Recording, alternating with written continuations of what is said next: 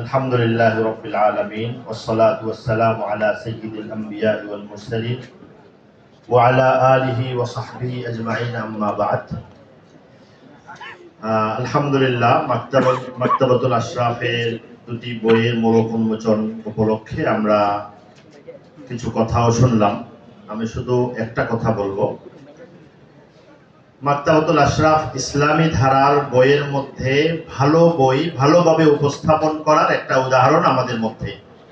প্রায় 25-30 বছর থেকে মাকতাবাতুল আশরাফে খেদমত করে আসছে এবং আমরা যেমনটা আগে শুনেছি, আমাদের উলামায়ে কেরাম, আকাবির এবং আস্থাভাজন আলেমদের বই নির্বাচন করে প্রকাশ করার ক্ষেত্রে তাদের একটা ভিন্ন বৈশিষ্ট্য আছে।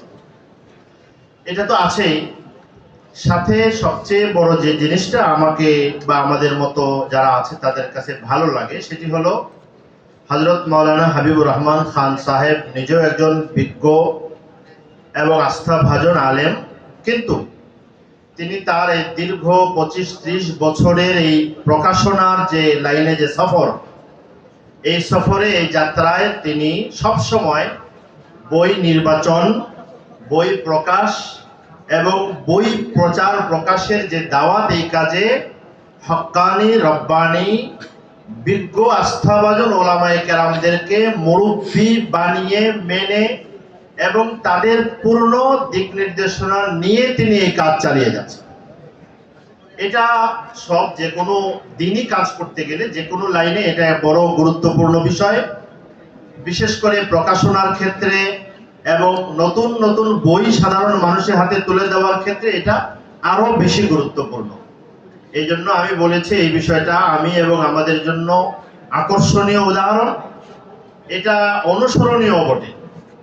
ছোট্ট একটা কথা বলে শেষ করছি।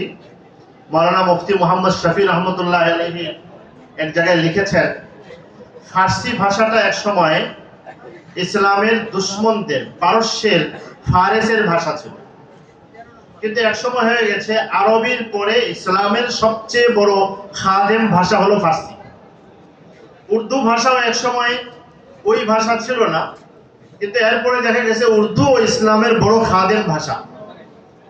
আমরা এখন বাংলায় দিনী বই পুস্তক প্রকাশনায় যে আলহামদুলিল্লাহ জোয়ার দেখছি, তার যদি নিয়মতান্ত্রিক ভাবে সহি পথে চলে, সেদিন ইনশাআল্লাহ বেশি দূরে নয় যখন বাংলা ভাষাও সার্বিক দিক থেকে দ্বীনের খাদেম হিসেবে পরিচিত হবে। আল্লাহ তাআলা কবুল করেন, আমিন। আলহামদুলিল্লাহ।